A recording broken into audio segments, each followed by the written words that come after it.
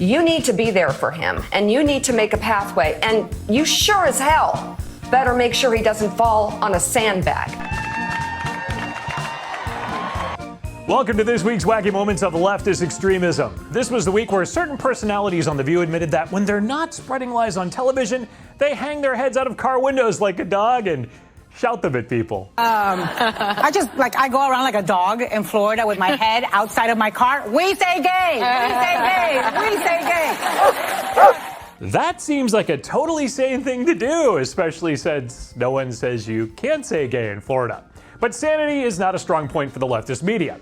Tax-suckling PBS did a documentary on the Statue of Liberty and revealed that the statue's totally racist, of course. I mean, I think it is an important symbol of our country, and it's a symbol of the ways in which freedom has often been entangled with whiteness. Leave it to PBS to associate liberty with whiteness and racism.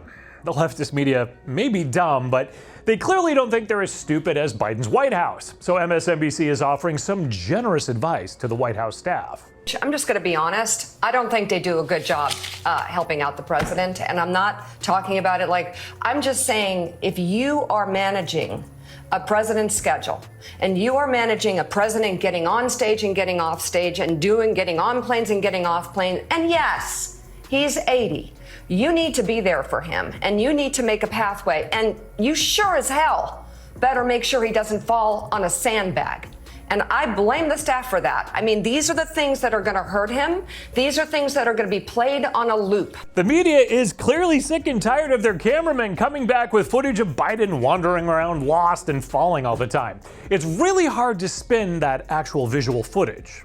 So do a better job, because you can't have these video images of the president tripping or the president going the wrong way. It's not going to work in this presidency because his age is going to be a factor.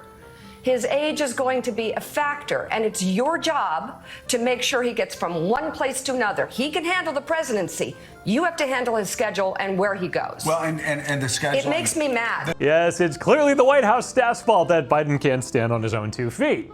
And all that grimy criminal information about the Biden family and Hunter Biden, well, don't even look into that, or else you're a moron.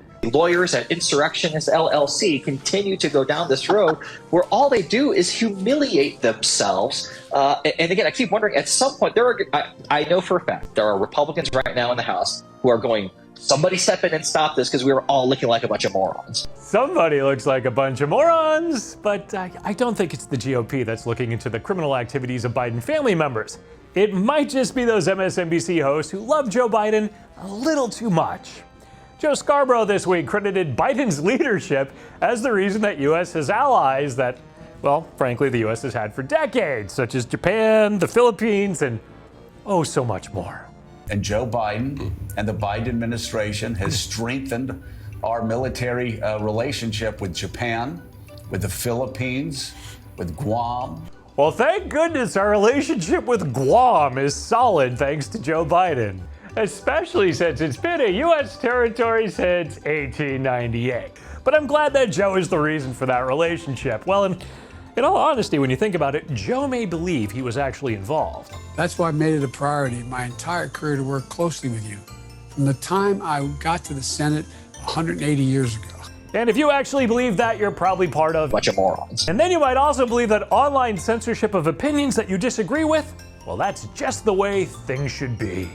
Some people with unpopular opinions start to think there's a conspiracy as to why they're getting shut down. Sometimes, for example, they create these things called the Twitter files, where they launch GOP congressional investigations to find out why these things are happening. But it turns out maybe their opinions are just not something that people want to listen to. And it's not censorship. It's just, the way it is. It's not us. It's you. Wow, MSNBC believes freedom of speech needs to be censored. And if it's not, you might end up circulating those videos of Joe Biden looking lost and falling down that the leftist media just can't hide. It makes me mad. You can't hide Joe Biden wandering around confused, and despite Joe's best efforts, you can't hide his 7th grandchild, Navy Joan Roberts, the one that crack-addled Hunter sired with a stripper. Now, Joe and Hunter prefer the world would ignore the existence of this little girl as much as they do. And if you bring that up, well, many in the leftist media will proudly defend ignoring a small child for Biden's sake. This is not anybody's business. Nobody needed to know about this. No. This is private. And I know people feel like you need to know everything. I'm sorry, you don't. You need to know not almost anything about people. Especially the Bidens, the less you know, the better. That's the media's stance.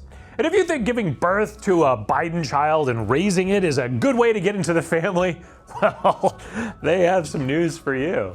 And she is posting pictures of the baby, like with an Air Force One cap and at the Jefferson Memorial. And so she is sort of trying to, I don't know, wedge herself into the family. And I don't think that's the right way to do it.